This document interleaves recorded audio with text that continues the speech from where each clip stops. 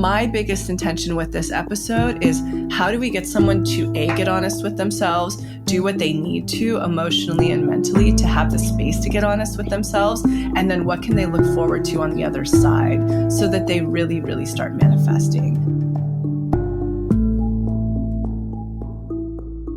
From To Be Magnetic, this is the Expanded Podcast with your host, Lacy Phillips. And your host, Jessica Gill.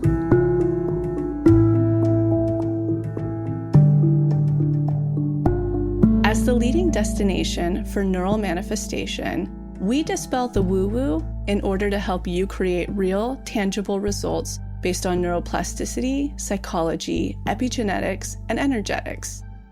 Our goal is to normalize the practice of manifestation and empower you to get into the driver's seat of your life in order to manifest the experiences, relationships, and things that most align with your authenticity.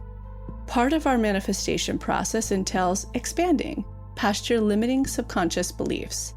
Therefore, by tuning into this podcast with interviews from experts, thought leaders, spiritual teachers, scientists, and those with neural manifestation success stories, you're starting the process of expanding your subconscious in order to see to believe that anything you desire is possible. And by pressing play, the process begins.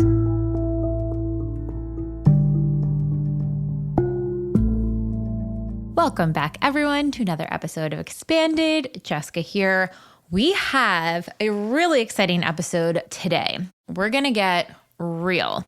So if you are not manifesting, if you are in a rut, if you are in a rock bottom, if you are in a transition period, if you have the same repeating patterns coming up again and again, today's episode is for you.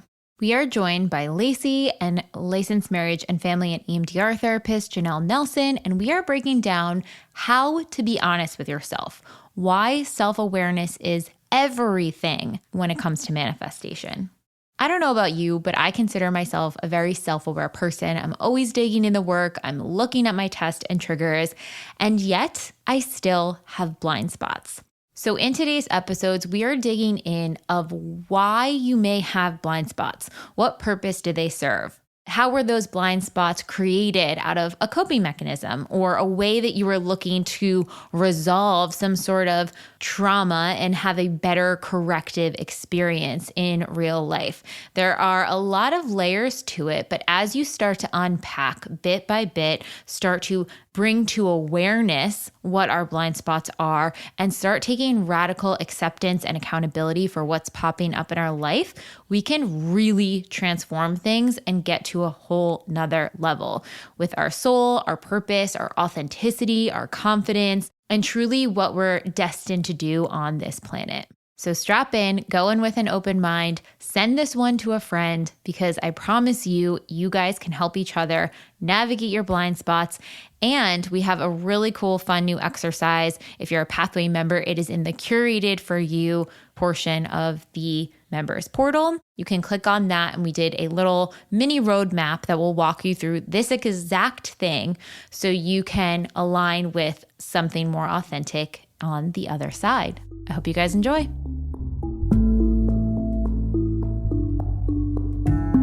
And now, a word from our partners. So as you guys know, we are obsessed with sustainability. And one of our favorite products we've introduced in the last year is Bite toothpaste bits. So Bite set out to create a product that is in a refillable glass jar, completely recyclable, and has the cleanest toothpaste on the market. They are dry toothpaste bits, so they don't need the water, which means they don't need any additives or preservatives for the water. It's 100% clean ingredients that are sulfate-free, palm oil-free, glycerin-free, a lot of things that you'll find in other natural toothpaste.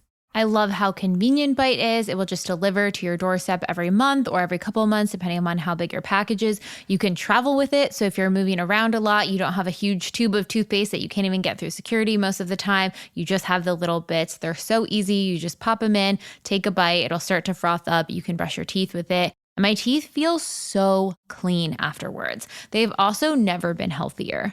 I really attribute that to my good oral health care with Bite toothpaste. And if you guys are interested in testing them out, we have a special offering for our listener for 20% off your first order with code MAGNETIC. That's capital MAGNETIC. Again, the code is magnetic for 20% off your first order. You can go to trybite.com/magnetic and see all that Bite has to offer.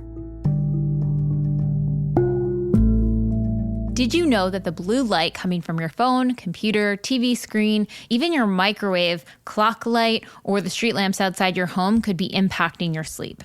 When we are exposed to blue light, especially in the evening, it signals to our brain to stop producing melatonin. And melatonin is a hormone we need to signal rest and time to relax and get into a deep sleep state. So one of my absolute favorite products for helping protect you from blue light in the evening, especially if you need to be around screens, is the Bond Charge blue light blocking glasses. A permanent part of my evening routine now is for my partner and I to remind each other to slip on our blue light blocking glasses so we can be protected from blue light. And it has made such an impact. On the rare days that we forget to wear the glasses, I feel so wired after watching screens and have a terrible time being able to fall asleep and wind up waking up multiple times during the night. Whereas most of the other nights when I wear them, I have a much easier time falling asleep. I can almost fall asleep immediately, even if I'm watching a screen, which is not the best thing to do before bed anyways, but they really, really work. So if you are looking for some blue light blocking glasses to help your sleep hygiene, I highly, highly recommend it. They are the best science-backed high quality products on the market by far. So if you would like to try their blue light blocking glasses, they have tons of different styles, shapes, etc., or any other of the science-backed wellness products by Bond Charge, you can use the code MAGNETIC, all caps MAGNETIC, for 15% off. You can go to the show notes to find the link, or you can go to bondcharge.com and in checkout, again, use the code MAGNETIC, all caps MAGNETIC, for 15% off. All right, on to the episode. We have Lacy and Janelle back in a round table for a how-to. And this one is gonna get a little exciting because it's how to be honest with yourself. It's really kind of digging in the shadows. Where are the places that you're not looking at it? And I'm going to kick us off with a quote I saw that I think is really perfect to this. The portal to the next level of your life is through the parts of yourself that you avoid. So really kind of how this came up is Lacy and I were on a recent monthly check-in and really letting people know, look at what's presenting in front of you. Take an honest inventory of like what is presenting. That's where you're at in your process. That's what's coming out from your subconscious. And one thing I think blocks people from being able to read their patterns is not being honest with themselves. And if they can't be honest with where they're at, their coping mechanisms that are coming up, their reaction, what's happening, their manifestation process, that's when it becomes very hard to see your patterns. So let's kind of take it over to Lacy from a manifestation standpoint. When you have seen clients or people in the community or even yourself at times or whomever not being honest with themselves, how do you see it impacting from a manifestation standpoint? And then Janelle will kind of get into all of the psychology piece. I must first apologize for any chirping in the background. Our day-old chicks just arrived and they're just figuring out their food and water. So apologies there.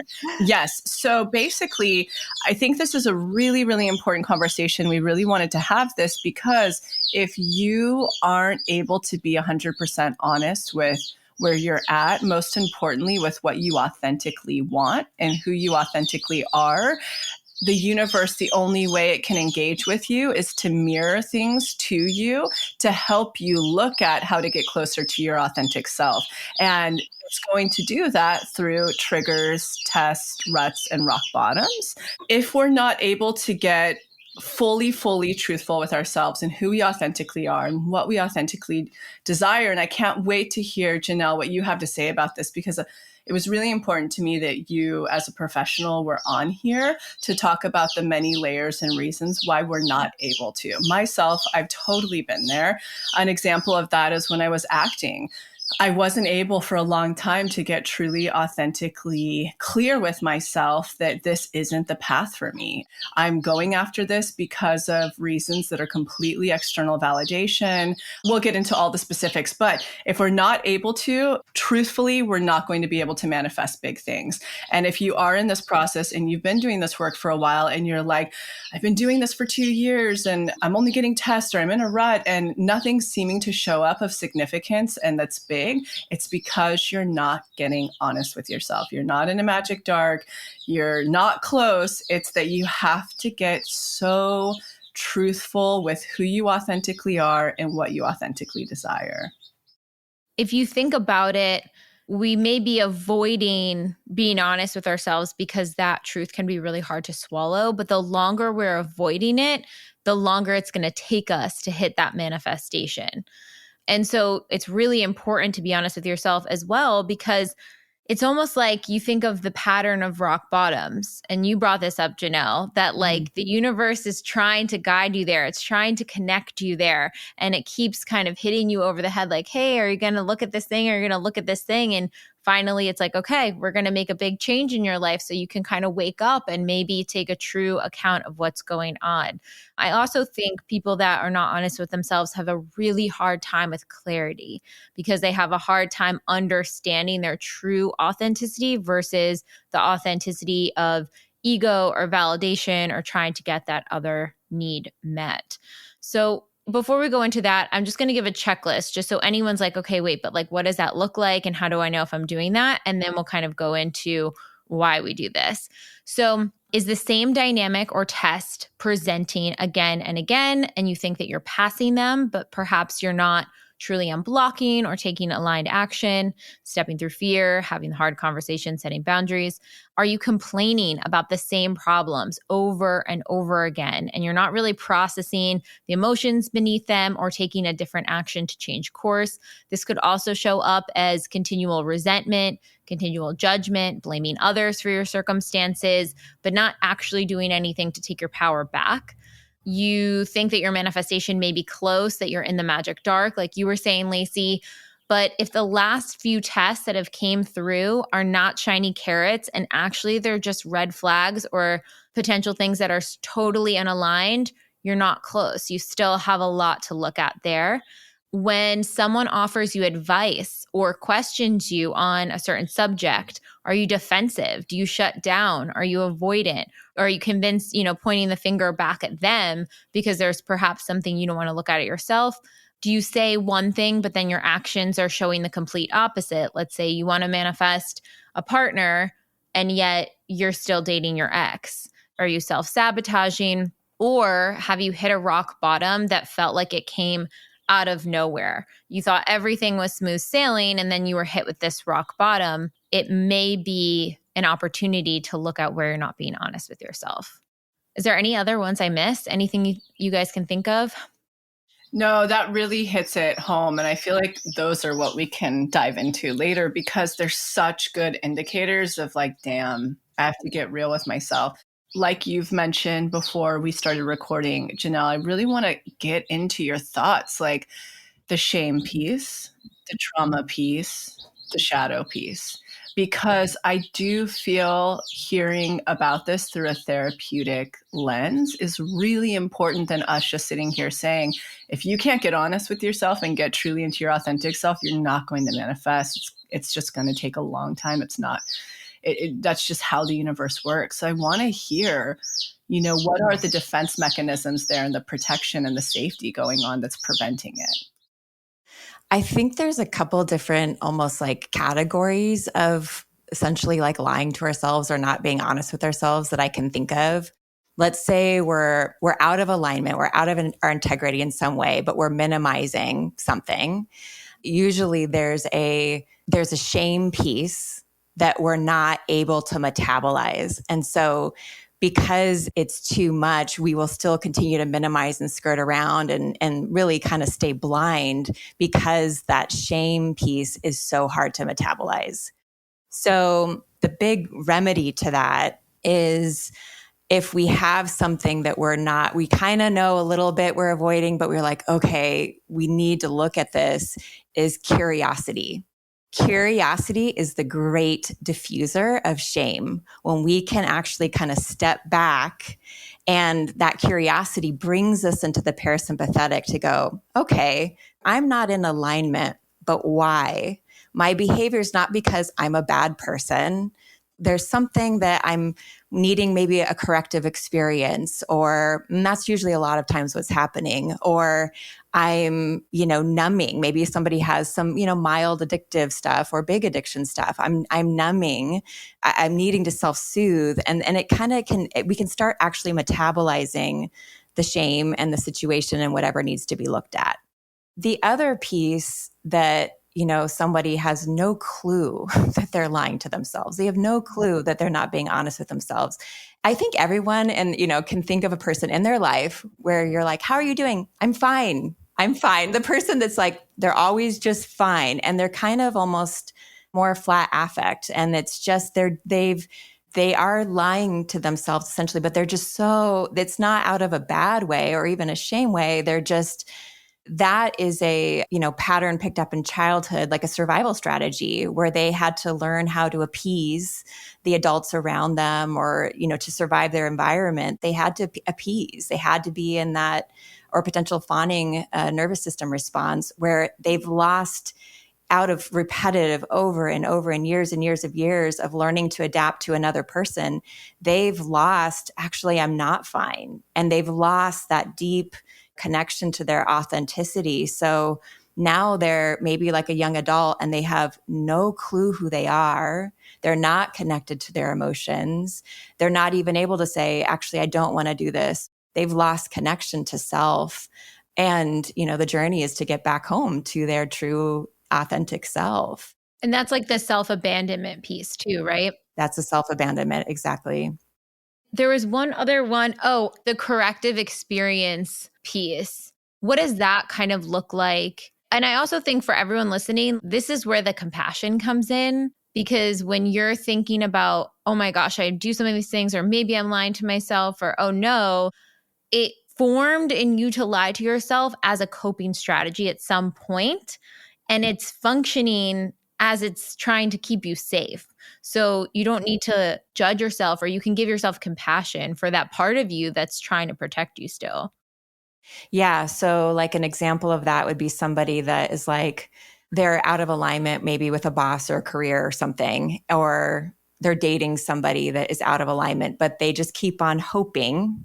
They could kind of lie to themselves, minimize the behavior of the boss or the partner or whatever. And they're like, well, I'm just hoping. I'm just an optimistic person and I'm hoping. But really, they're trying to have a corrective experience and they're really almost in fantasy. They're not really being honest about the reality of the situation or the person or whatever. So they'll stay because they're wanting a corrective experience.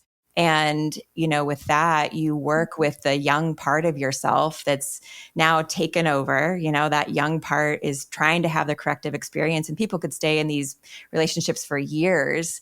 And when you tend to that young part of yourself that wants that corrective experience, then your core authentic self can come back online and make the changes necessary. So it's with compassion that you work with that part of yourself. And then once that young part is not in the driver's seat, you can see clearly for what everyone and everything is. One question too, since we're going through like why someone might do this, it comes to mind people that like repress memories. If you think of the function of a repressed memory, it's to protect you from being able to metabolize the pain from a certain memory. So for that person, they don't even have access to that truth yet. Yeah, what I've seen with that, I would say like more severe repressed memory is more uncommon. And usually what happens is when that person's in a place of stability in their life, that's usually when it's like the nervous system or the psyche or whatever has space for the repressed memory to come back. I've only ever seen it happen in that capacity before, where there was enough stabilization where then it was like, whoa, this is there. You kind of have to ground and be in a, space for that to come. I don't think you can just go looking and have it come forward. I think there has to be a space for that to come through in the divine timing. It's meant to, when you're able to metabolize it. That kind of speaks to, you said the one remedy, is definitely to be curious, to process through the shame. I want to learn a little bit more about that. And then also you and I had chatted too about this idea of, nervous system regulation in order to be honest with ourselves. Because if you're getting defensive, if you're feeling like I have to put my walls up, this is scary, I don't want to feel this, I don't want to look at this, I don't want to see the shadow side of me, I don't want to accept this hard truth. Usually our nervous system is all out of whack. Our prefrontal cortex is offline. We can't even process the truth in that state. So we have to regulate and then kind of say, okay, how can I look at this more objectively without almost like a meshing to that emotion? Absolutely. Yeah. Ego deaths are no joke. And I think, for people that are in this community that are on a spiritual path, like we're going to have many of those. If we're keeping evolving, they're going to continue to come. And it's not like we arrive and then we never have them again. We're going to keep having them. And I think the more resourced we are, the more we're able to metabolize when they come and not go into a deep shame spiral, not spin out, but look at it as, because there's all these young parts of ourselves that come out in these rock bottom ego deaths. And when we can kind of go, okay, who's coming forward? What do I need to see? And with that curiosity, we can metabolize them versus sitting with the I'm bad, I'm bad, I'm bad. We're not going to heal if we just sit in judgment with ourselves. We will never heal out of judgment. That's why that curiosity from many angles has to continue to come in and deeper layers of understanding to metabolize it. And the rock bottoms I've gone through, truly, I believe that pain is medicine. It really is a healer if we allow it to be. And if we allow ourselves to, weirdly enough, settle into a rock bottom where we don't run to anesthetize our pain, that we allow the pain to come and be the medicine and be the teacher and the healer and really be in it. And these layers will come off. I'm thinking of a rock bottom I went through and I was like, okay, let's do this thing. And then there was like the first month, there was a layer of consciousness. And then the second month, there was a layer of consciousness. The third month, another layer. And I'm like, okay, we're done now. Nope, there is another layer of consciousness. When you can just surrender, I'm just going to surrender to this experience. And all these things they're going to burn off. And it's very painful. But it's the good kind of pain where it's almost like a phoenix, like going through the fire and you come out the other side and allowing things to die off with curiosity. These levels of consciousness and awarenesses come, even if you're a very conscious person. If you allow yourself to be in that pain, like you'll have different levels of, awarenesses just continue to shut off. And it's really a sacred time. It's an amazing portal, if we can see it as that and really maximize rock bottoms instead of run out of them. Lacy, what do you see to this? I feel like you have some channeled thoughts coming through. Well, I'm definitely like keeping things pretty silent until I have to talk because it's chirpy. But what I first want to speak to with everything you said, Janelle, because it's so vital, it's so important. The person in our community or the people in our community who are really having a hard time being honest with themselves, like truly, they're so far away. Like if I was to sit and talk with them and be like, this is what's happening, like channeling, this is what's up. They would be like, oh, okay, yeah, no way.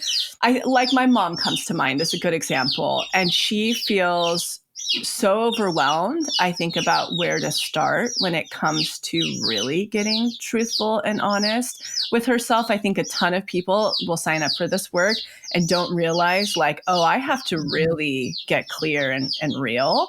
And so they'll toe dip around. I've been through the rock bottoms that you're talking about. The people who have been through those have created the best works of art, the best work of poetry, the best works of film. In order to walk through those thresholds in human experience, it's where the magic comes from and it's where the magnetism comes from. But for someone who's like, no, that's the person I think we're talking to right now. Yeah. So that is all where the resourcing comes in. That's why the safety eye is here. And that's where nervous system regulation is clutch. Being resourced is an absolute necessity foundation for doing any of this work. Resourcing is another way of saying, how do we access safety and calm in our body at any given moment in time? How do we ground ourselves?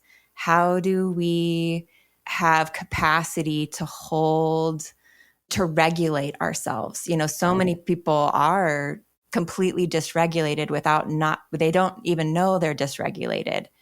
So, you know, if you're in this community, the safety eye is a great way to start. And honestly, the inner child DI is those are two foundational because you can be the source parent to give you that internalized sense of safety. I mean, even with the picking the safe space, you know, for me, I'm like Yosemite in my mind and my body just goes, whoop. And when you have a toolbox of all these little things that work for you, if it's learning how to do self-contact or movement or orienting to beauty and nature, or there's a zillion things that people do to build their nervous system capacity and to feel safe inside and kind of also build healthy ego enough to be able to look at our shadow. Then we're not just like plummeted by it. We can kind of go, okay, I'm here and I can look at this aspect of myself and not just get swallowed up and just give up immediately.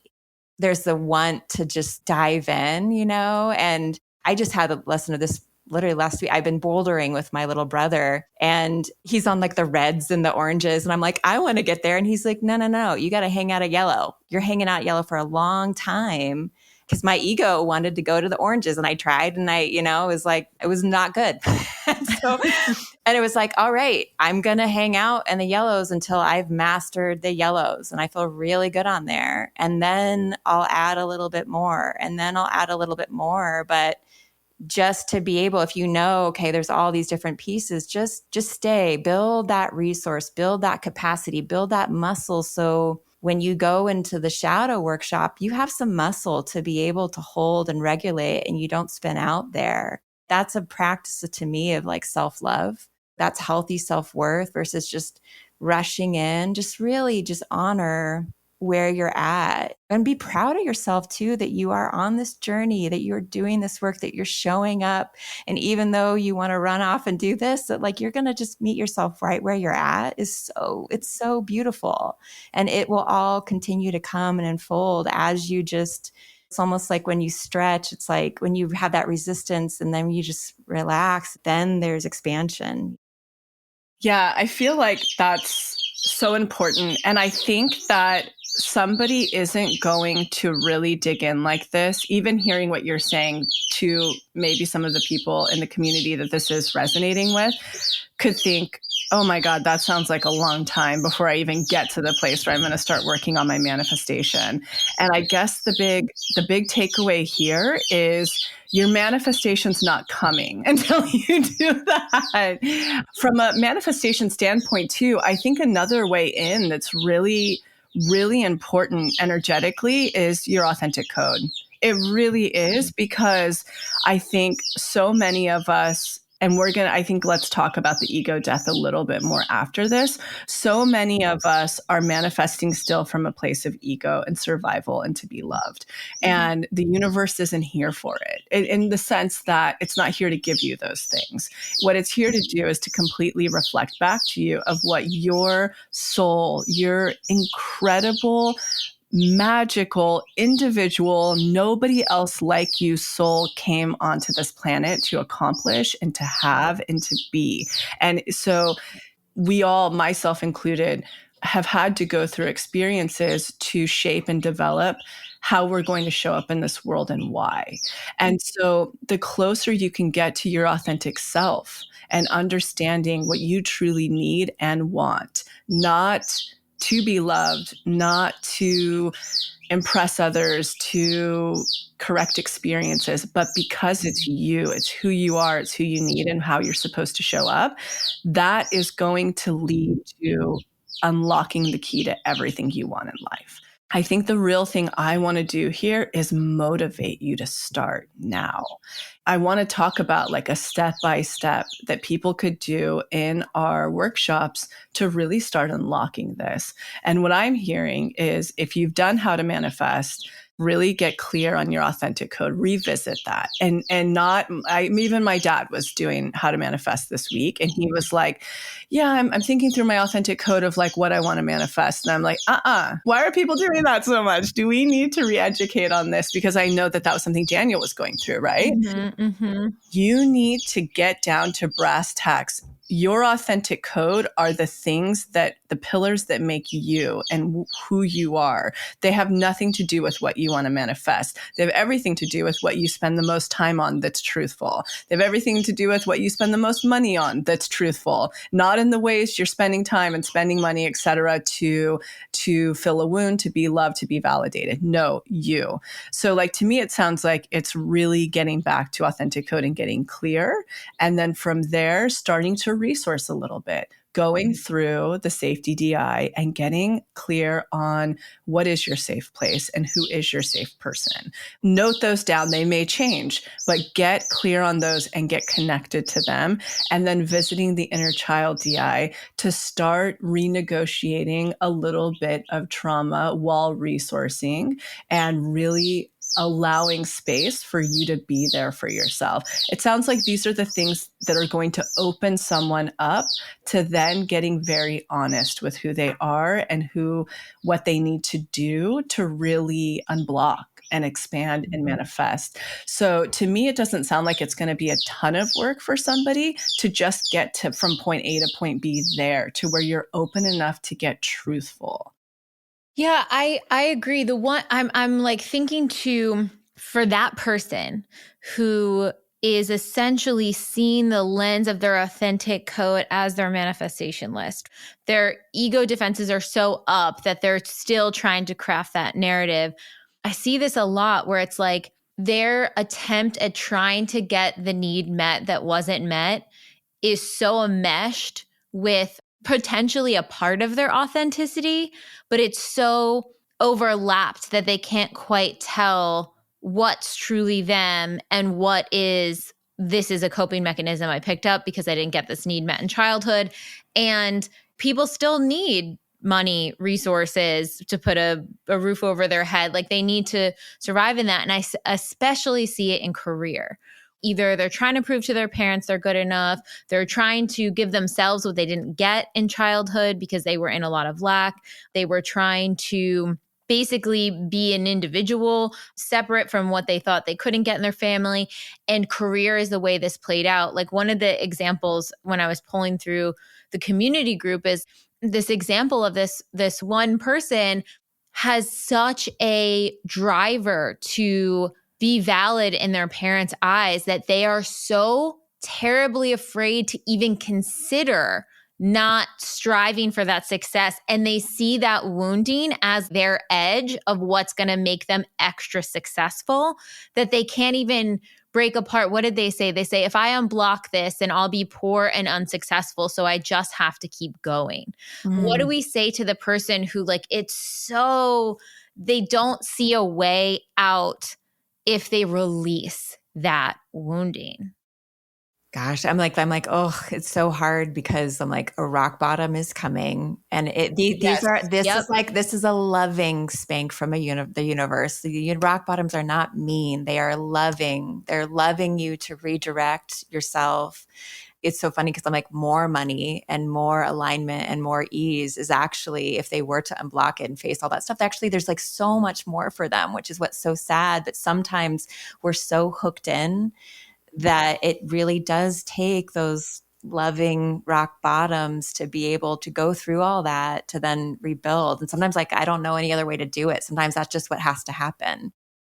The other part of that could be coming as well, there are only two avenues that are going to happen here. It's either the rock bottom, if you're lucky, because the rock bottom means that what you actually have been unconsciously calling in is really orbiting you and very close.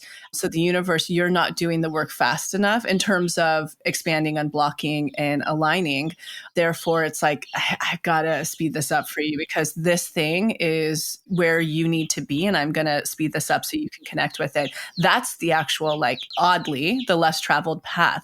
The other path is actually finding a little bit of success in this route that society, parents, media, etc., has programmed you that you have to do or you won't be loved. And you know what's there? It's going to be a lot of unhappiness, potential addiction, and other ways of abandoning yourself and not being fulfilled. And that then is going to lead to enough of a rut that later on you're going to have to then do what you would have been doing during the rock bottom. So there's no real way around it. This is your soul we're talking about. There's a reason your soul took this journey on the human experience, and the universe is here for it. The universe is here to dance with your soul, to have you connect with your soul, and to really, really get into purpose and why you're meant to be so unique and magical and doing, being, having your uniqueness and what you've been calling in. So yes, I just wanted to share that there are only two roads, only two places this is going to go, the rock bottom as well as the more traveled road that's actually longer and more painful. It's so interesting because I'm thinking of the person that I gave the example for, and he is right now, I'm pretty sure, experiencing a rock bottom. Like, he lost 2 job opportunities that came through. Relationship stuff was like a mess. So the universe is pushing him on his journey forward.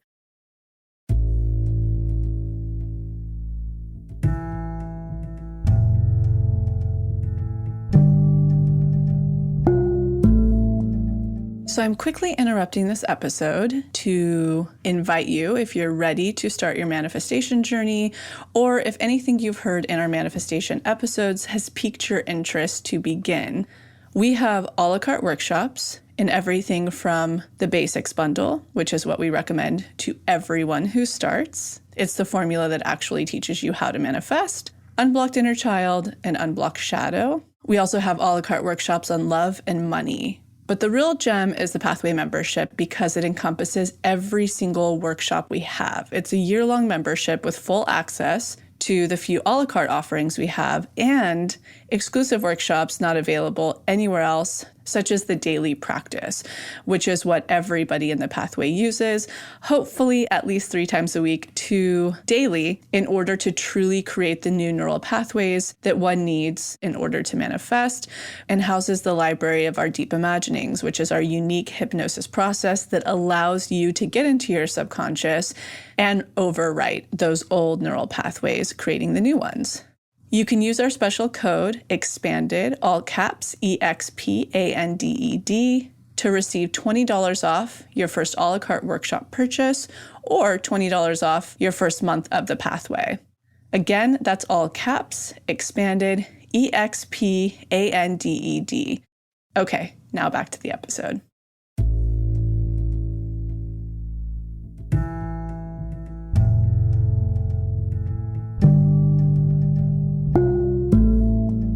What about the person who, and I mentioned this at the top, but they want a partnership, or they say they want a partnership, but their actions are continually running back into the fire with exes, with people that are not aligned with them. What is going on there? And why are they having such a hard time setting that boundary and sticking to it? This is what I saw in my client practice the most. This is what I see around me the most. I want to hear from you, Janelle, on this, because I can say this until I'm blue in the face. I'm more curious, A, why it's happening, which I think we've touched on a lot, but B, like, what is a step by step inside of the pathway they could literally start doing tomorrow to overcome that, to connect with what they want quicker? Yeah, I'm like, this is like such a big layered topic that I love. But I mean, like, ultimately, this is a self abandonment one. This is somebody that's chronically self abandoning. And this is the person that's wanting that corrective experience. They are not anchored again into their core self. They have a younger child part of themselves that they're wanting a corrective experience. And it's a really an ego chase for an unavailable partner. You know, it's really like, well, if I am this and this and this enough, then I will get them to like me. And that really feels like the only option is that you have to chase and convince and win somebody versus actually sitting back in your core, deep self-worth, authenticity, and letting that person come to you. So there's a lot of just inner child wounding. I think a big one too for women that are they're just constantly running into the fire and needing kind of that dopamine hit of a guy and making excuses. Those women typically they're usually children of emotional neglect. The emotional neglect piece is what drives them to go back and go back and go back again, trying to get that corrective experience. And if you have like a deeper, where this is a chronic pattern in your life, there is a book called Women Who Love Too Much that I love. It's really on love addiction. And again, there's a long spectrum of what that can look like, but it goes deep into that where it's like, yeah, there has to be at some point a rock bottom or a pause where you go, whoa, okay, my neglected inner child is really running the show. And ultimately, this is an intimacy wound.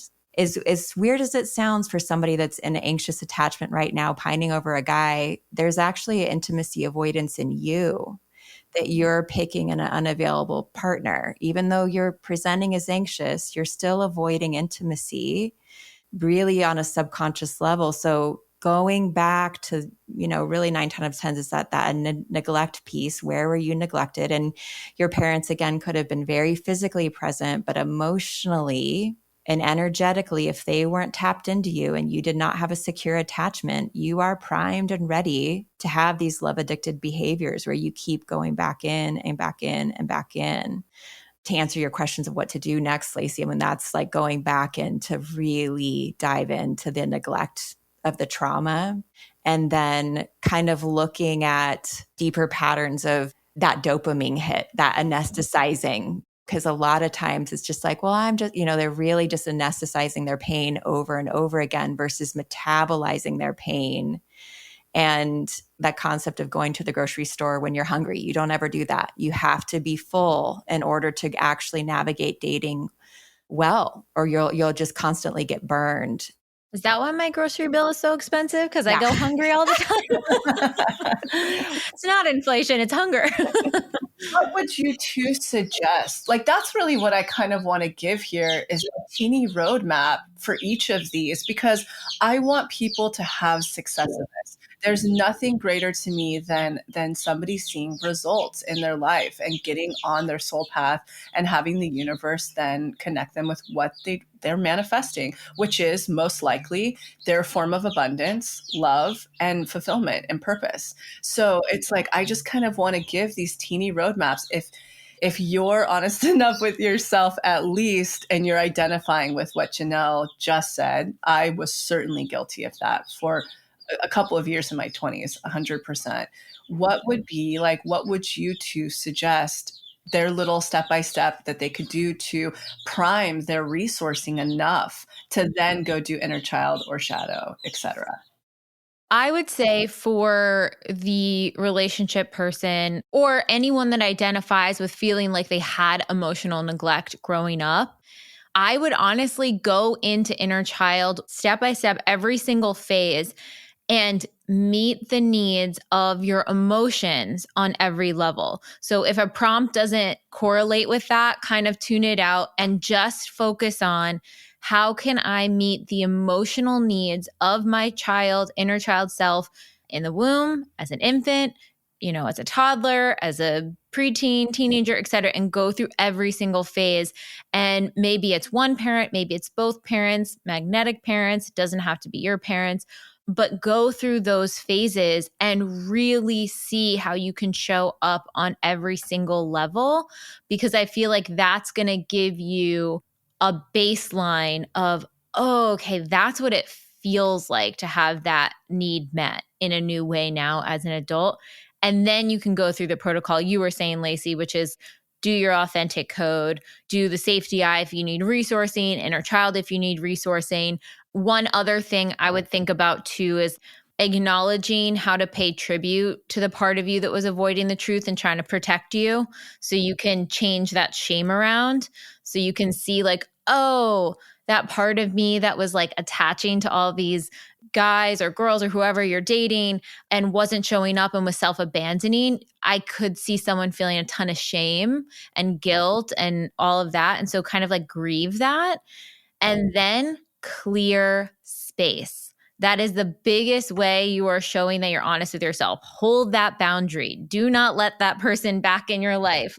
Whatever you need to do, just start showing up for you. Like, no, this isn't about them. I can meet my own need here. I don't need to keep running back into this fire over and over and over again until it sticks. That's beautiful, Jessica. Exactly. And also, like, if somebody's in that kind of love addicted cycle, support. So, like magnetic meetups, Al Anon, that is actually deeply stabilizing to our nervous system. And so, to really utilize this community for support. And there's definitely magnetism when you go, if you're scared to go to a magnetic meetup group or an Al-Anon or something, there you're facing that fear, and right there you boost your magnetism. And that is also another really good holding space to utilize, especially with the relationship piece, because you need to be anchored into community to help not just offset where you get lost in relationships really quickly. Community is such a healer. I would utilize that as well. One of the other things we had was the person who thinks they've done inner child work, but are still working so hard to prove themselves unconsciously, not wanting to let their parents down, not seeing that all their actions, kind of the example we had before. So for that person who is like confused by their authenticity, I think it's probably the first protocol you said, Lacy, which is get so clear on your authenticity, your authentic code. And maybe now's a good time even to go into the ego death of it all, because how does someone separate that to really feel authenticity versus validation, ego, all of that? Okay, so I'll even speak to myself, like in my current circumstances, because I took inventory. I'm like, there are always places we can get more honest with ourselves, no matter how far along we are on this path. And I think one that I don't get clear enough with quick enough is my relationship with Max, because it's so stable. It's so together. Neither of us are going anywhere. We're so aligned on what we want and where we're headed, but it could be so much deeper and better. I think to myself there, all of the aspects of my life are flowing and they're going great. So there hasn't been a rock bottom or something yet to force me to have to look deeper into that. So I'm trying to think about somebody who isn't seeing results. If you are in the boat where you're not seeing results, and maybe you're blaming it on like, this work doesn't work for me, or I don't have the time, or whatever the thing is, I think that's such a beautiful indicator. If you are not manifesting what you want, your ego's in the way. Or our past episode, your bullshit. One or the two is in your, like, how do you get out of the way of your bullshit? How do you get honest with yourself? Because it means that you are not getting clear. And so far, we've laid out quite a few different reasons why, whether it's trauma-based, safety-based, ego-based, lazy-based, like me. I think the biggest motivation has to be, I want to manifest what I want. If there's anything I want to hammer home from this episode, if you are not manifesting what you want, you're not getting clear and honest with yourself. You're just not. It's not the work. It's not the job, the thing. It's that you have deeper to dig. And on the other side of that is going to be tremendous, tremendous magnetism and magic. And maybe we can talk about that a little bit. Some examples to motivate somebody. My biggest intention with this episode is how do we get someone to get honest with themselves, do what they need to emotionally and mentally to have the space to get honest with themselves, and then what can they look forward to on the other side so that they really, really start manifesting. So maybe there is a moment where we could talk about what's on the other side when you do get clear and honest with yourself and you are brave enough to be seen for yourself. That's a huge thing here that I think is preventing everybody from doing this who might be identifying with this episode. So afraid that you're going to be abandoned, not liked for something, so afraid that your boundaries are going to have you be completely alone and isolated and unloved. And then I think so afraid to fail. Those are the roadblocks that I think are stopping people. Yeah, no, I completely agree. I'm curious to hear your thoughts on that, plus the ego death piece of it all too. And someone going through that, like how do they almost like look forward to the ego death and then they can see all the beautifuln's on the other side? Because that's when it's going to happen. It's going to be in that alchemy. Mm-hmm. And I know that the first time any of us ever go through that ego death, we're like, I'm so afraid, because maybe we've gone through it in the past with incorrect tools. And I actually am thinking back to myself when I identified as the person who wasn't able to really, really get honest with myself. It's because the net didn't appear in the past when I went through rock bottoms and ego deaths. But that is because you didn't have the correct energetic tools of how to navigate it. So let's talk about that alchemy and what they can look forward to when navigating it with tools that actually work. Yeah. And I'm thinking too of like when we talk about rock bottoms and going through this pain, it's different than if you have clinical depression. When we talk about like lean into the pain, I'm not talking about don't treat your clinical depression. Treating your clinical depression is actually going to help you navigate the good pain. I'm just thinking of this analogy of like when you work out and it's that good pain and you know you're going to be sore the next day versus if you do a movement and you're like, whoa, my body did not like that. Is that differentiation is like there's good pain and then there's you need support pain and like absolutely treat it. So do not suffer. Please do not ever let yourself suffer in that and get support if it's clinical depression, because that oftentimes does come with rock bottoms and you'll be able to navigate the good pain easier when you treat that.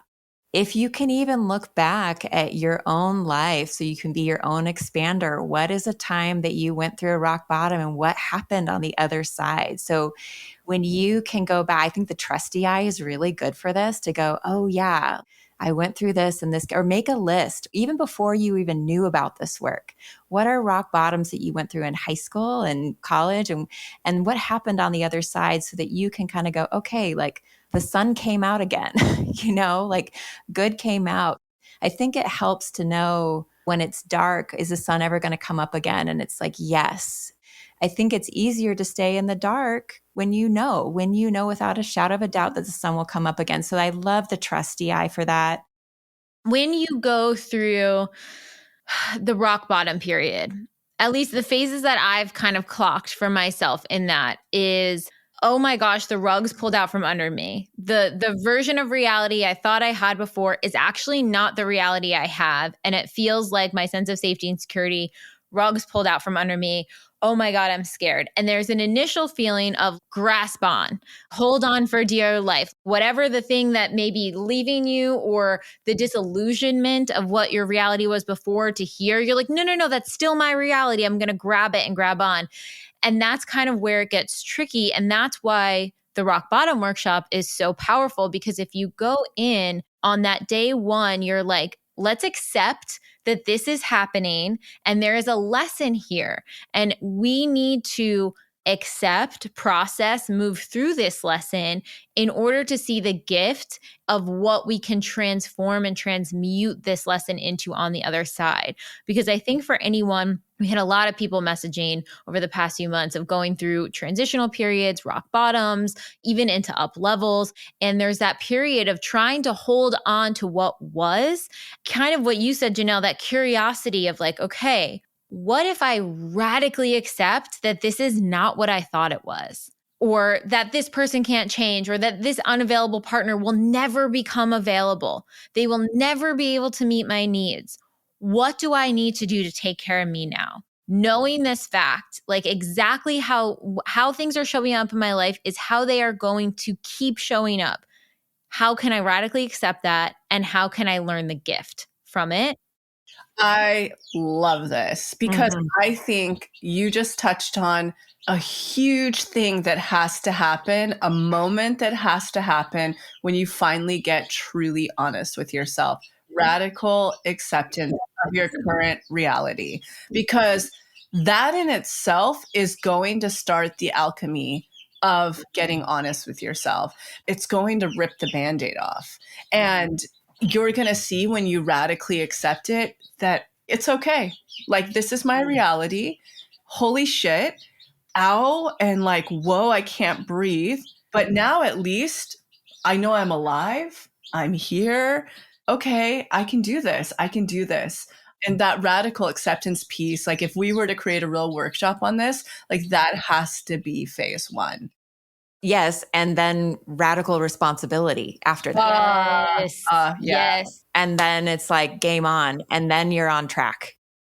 And it's impossible to be honest with yourself if you can't accept the situation for what it is, and then you can't accept your part in continuing it. We can't see the way that our trauma was playing out unless we say, wait, but why was I here? What role did I have in this? Or what coping mechanisms are coming up? Or how am I trying to self-soothe by gripping onto this thing? Like what was I not seeing before now that the rose-colored glasses are off? Damn, I like this. Let's give a little roadmap from this place of total radical acceptance. Because in that moment when you go, yeah, okay, yeah, that this is what's happening. And like you're saying, taking accountability of why it continues to show up and why it's here and why it's going to keep coming. That's honesty. And the only time we aren't honest with either ourselves or others is because we're afraid of the repercussions. So the moment we get so honest with what's happening and my part in it, the fear, it drains out. Like it takes away all the power of why we're not doing it, you know, of what's stopping us. So, I mean, I think that's even the first step before inner child or authentic self. That's the first step. Sometimes it's also the shame. We do need to have some healthy ego to take acceptance, you know? So I still am like resourcing. And then once the resourcing, then the radical acceptance and then the responsibility. And there you go. Love it. Okay. Love that. Well, let's talk to that. Let's talk to this for a minute, Janelle, because I'm like, I want people to walk away from this episode and get started. And again, like Janelle's saying, if you need support, please support up right now. May it be 12-step, you know, may it be people in this community, may it be a therapist if you have, you know, access to that. But let's do a step-by-step here that someone goes, this is me. I've been this for too long. I'm going to dig into the step-by-step. Like, what is that, Janelle? Yeah. Again, if you're getting like pinged right now and you're kind of having a moment of intuition as you're listening to this, resource, ground, know that you are not a bad person. You are not a bad person. And to hold space for that curiosity, to allow the acceptance to come in. And then again, like we said, then after the acceptance come in, you know, and if you need support, get it, to then create your own, what do I need to do now? What does radical responsibility look like? Does that look like an Al-Anon group? Does that look like therapy? What steps then do you need to do to take radical responsibility for this? What healing do you need to have? And that's when you can kind of, now you're in flow in a rock bottom. It's because you're not like anesthetizing, you're not numbing out of it. Because like there's not rock bottoms that come and you just want to almost spiritual bypass it and numb. But this is where the magic happens. When you can have that radical acceptance and responsibility, that is the magic of a rock bottom. And that's where you can just go, okay. You'll feel lighter. That's the irony of like, even like the 12 steps is like you admit your powerlessness. And in admitting that you're powerless, you actually become powerful. Mm-hmm. That's the paradox of accepting. That's where the magic takeoff comes. And that's where I say, okay, then lean into the pain and the process, building that trust muscle that like there's just magic will be on the other side waiting for you. I'm like, okay, maybe we make like a curated for you, like little step-by-step guide. Because I think we can even just asking yourself a few journal prompts too, in this idea of, okay, you hit the rock bottom. What is presenting in front of you that you have this expectation that they're going to be different, that something's going to be different? And what if it never, ever, ever changed? How they're showing up, their actions will remain the same. How would you change your behavior? How would you detach from, because there's so many times where like, yeah, but if I just do this, it's the wishful thinking. It's the magical thinking. This will just happen, or I just have to be better or good or more worthy. And that person, that circumstance, this situation will change. No. How do you accept you are worthy now? And that behavior is what it is. Accept people's limitations or the situation's limitations, and then say, cool, how did I play a role here? What need was I trying to get met? What trauma was I trying to resolve? What corrective experience was I trying to resolve? And then you can really go in and be like, got it, universe. I see all the lessons. I see where you're headed me to. And I think the beauty is I would really keep track what happens after you have that resolve, because anytime I've been there, it's like the wildest, most kismet things of the universe just like saying, let's say even in the dating thing, it's happened where the next suitor you talk to will literally have the qualities or elements that the last one you were settling for could never have met, that you were just like waiting for them to meet it. And then the next suitor has it. 100%. Or that they'll like even have all of the things you're looking for, but maybe just recite this weird script that the others, and you're like, got it. This is a little, you're making it too easy, universe. You're making it too easy here. Yes. And that I love that you're saying that, because I think the more that somebody can have stuff to look forward to and recognize during the ego death, the less scary and daunting the journey seems. Right away, the universe is going to start dancing with you, just like Jessica is saying, because most often than not, if you've been in this not being able to be honest with yourself space for a while, you've been in a rut, most likely for a long time. And you're like, just like tests and the same old thing keeps showing up. The moment you're able to take your power back through resourcing, doing the safety DI, doing maybe the inner child DI, and then beginning to get radically honest with yourself and take accountability, the universe is like, huh? It's like the antennas are going to like perk up, and it's going to be like, oh, wait, okay, yeah, let's go.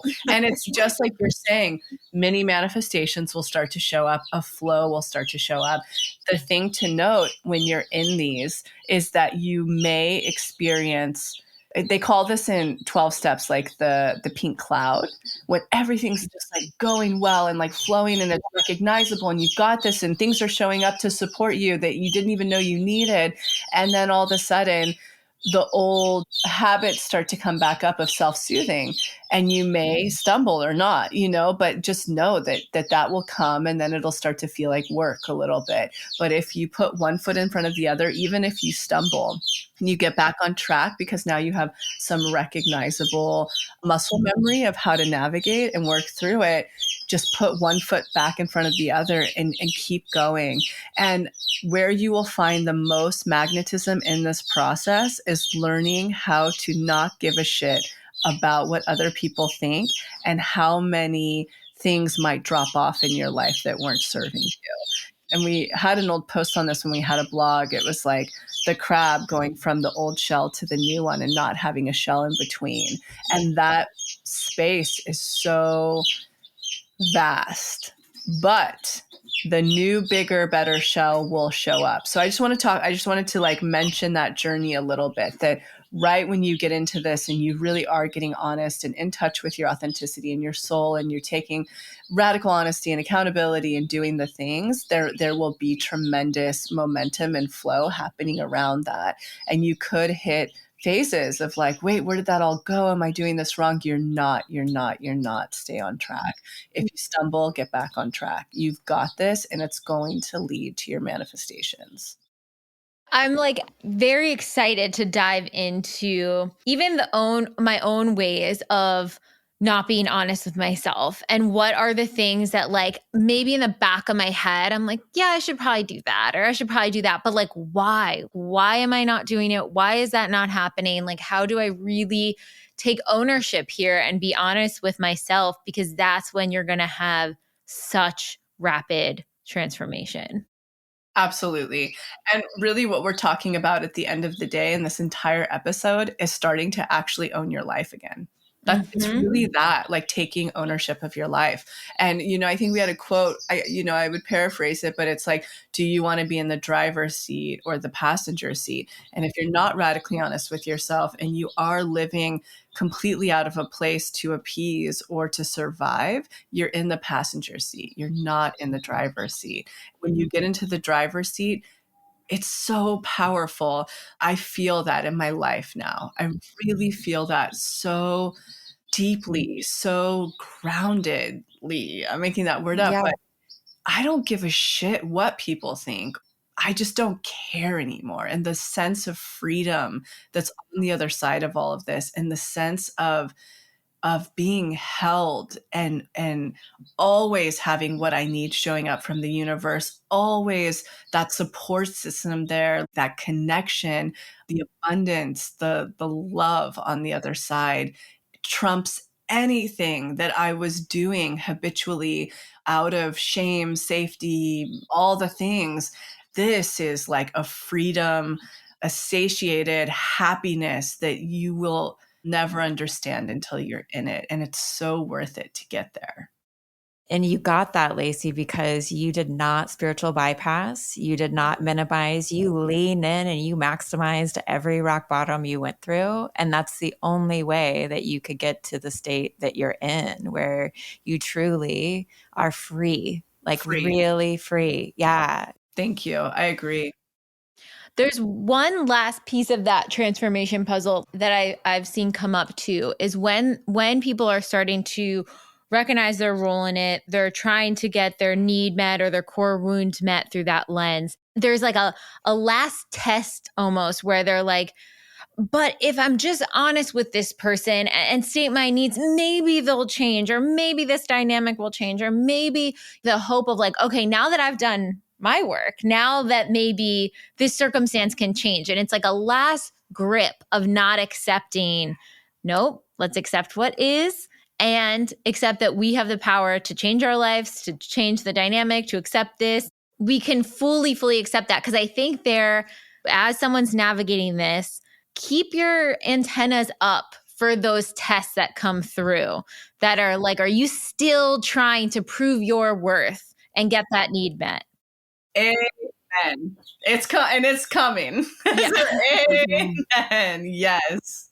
And I would even say too, what is that person, or if you're so attached to still getting a corrective experience from that person, there might be another angle to look at if you really can't let it go. I'm going to give an example. There was a dating experience I had with somebody that I knew from long time ago. And I was hooked into wanting him to change. And I was like, what actually is it? I know the needs can be met somewhere else, but why am I hooked into this one? And for me, it was he represented a connection to my past self. And I was hooking into him because he knew me from a long time ago.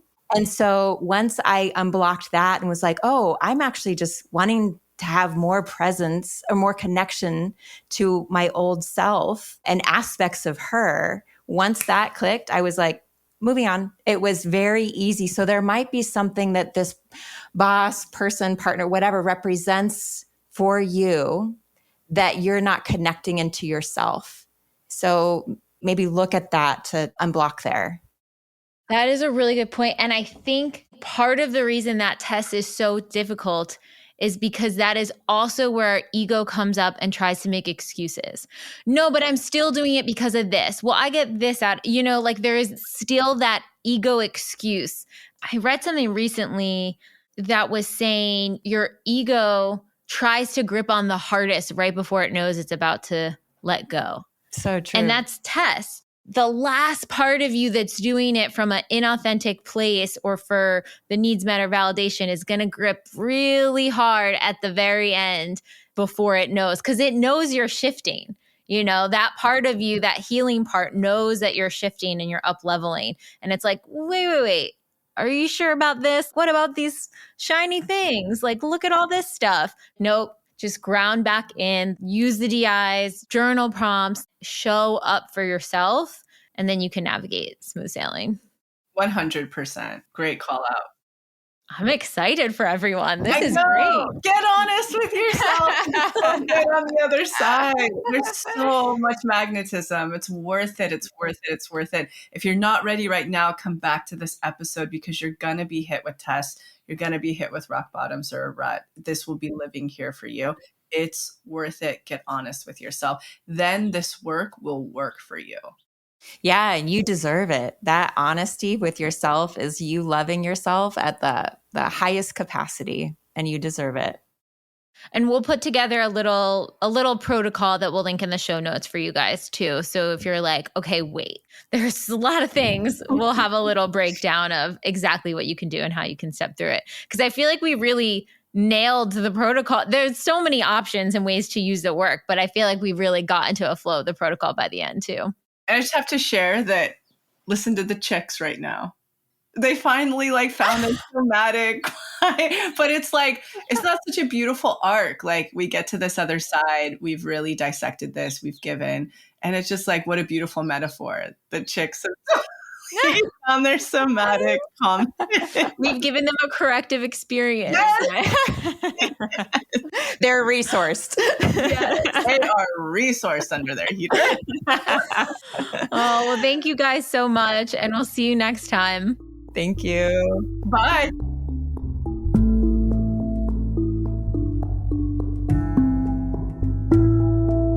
I don't know about you guys, but I have a lot to simmer on after this episode and really thinking of the ways that I haven't been honest with myself, how I might be holding myself back, and how I can radically accept all of those things.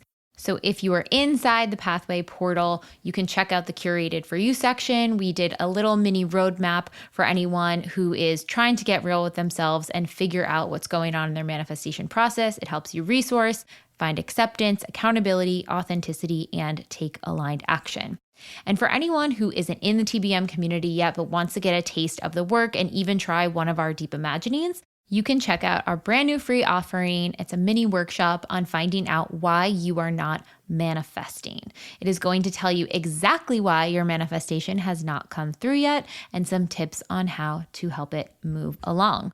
I hope you guys have a beautiful week ahead and sending you so much love navigating. I know this work and diving into all of this stuff is not easy, but I promise, as someone who continually is going up and learning and trying to excavate more and more and more about myself, it really is so, so, so worth it. And that is where the real rich transformations and soul-led things come from. So wishing you all luck navigating, and we'll see you all next week.